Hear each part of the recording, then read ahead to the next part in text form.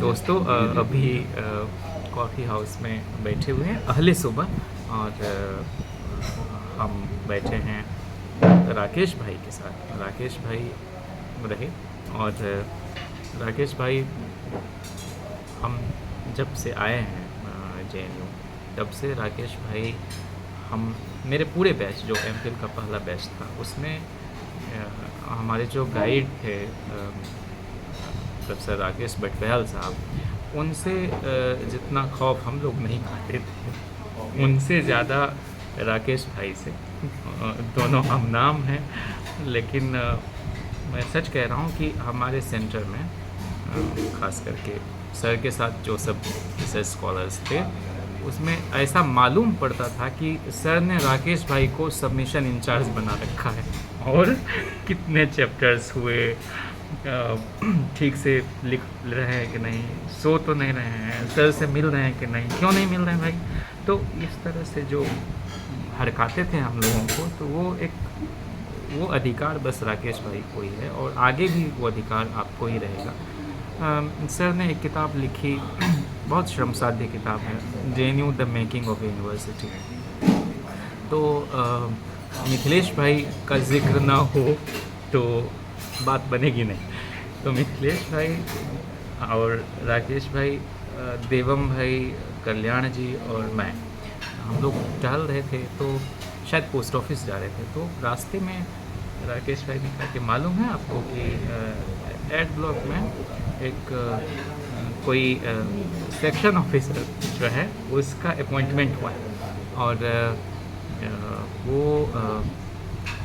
बड़ा गड़बड़ आदमी का हो गया है, कुछ इस तरह। लाइब्रेरियन। अच्छा, हाँ। तो मिथिलेश भाई ने अपना हाथ ऐसे किया और बोले कि ये बताइए कि इस जानकारी का मेरे जीवन में क्या उपयोग है।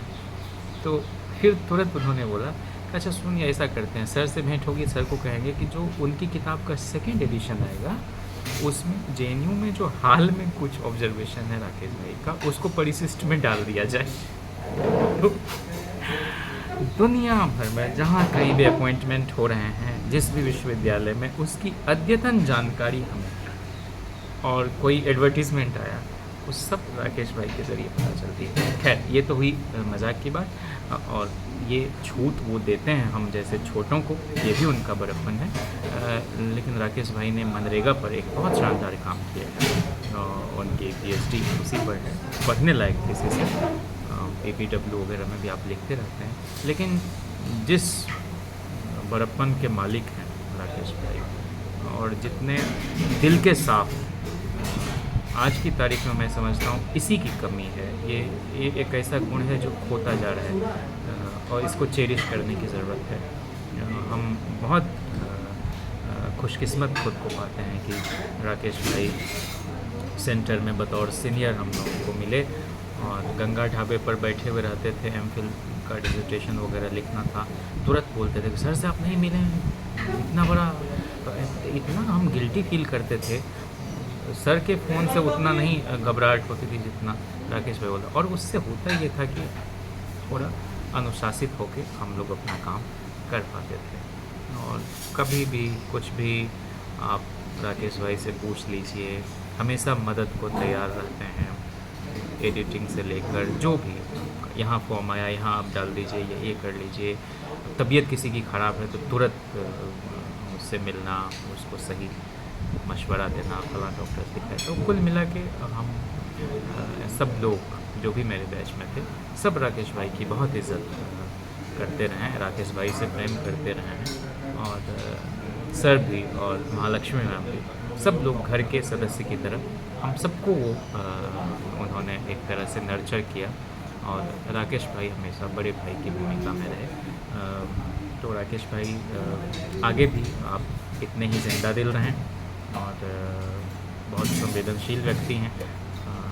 हम लोग हमेशा एक, जिसको कहते हैं गुरु भाई की तरह, सर के जितने भी विद्यार्थी रहे वो बहुत ही कनेक्टेड रहते हैं आपस में। और वो सब एक ट्रेडिशन से आया है जो विपिन चंद्रा साहब ने सर को दिया, सर ने मैम ने हम लोगों को देने की कोशिश की। और हम लोग कितना ले पाए वो तो हम लोगों पर था। और ये कोई 7-8 साल का तो ताल्लुक़ है, ये जीवन भर का रिश्ता है एक शिक्षक और एक विद्यार्थी के बीच, सहपाठी के बीच। तो हम लोग हमेशा कनेक्टेड रहें, हम यही दुआ करते हैं। राकेश भाई स्वस्थ रहें, राकेश भाई का घर बसे, राकेश भाई अपनी बारात में हम लोगों को लेके चलें। बिल्कुल, और हम हमारी नाचें। यही दुआ है। हाँ? और हम नाचें। और हमारा मन मयूर नाचे।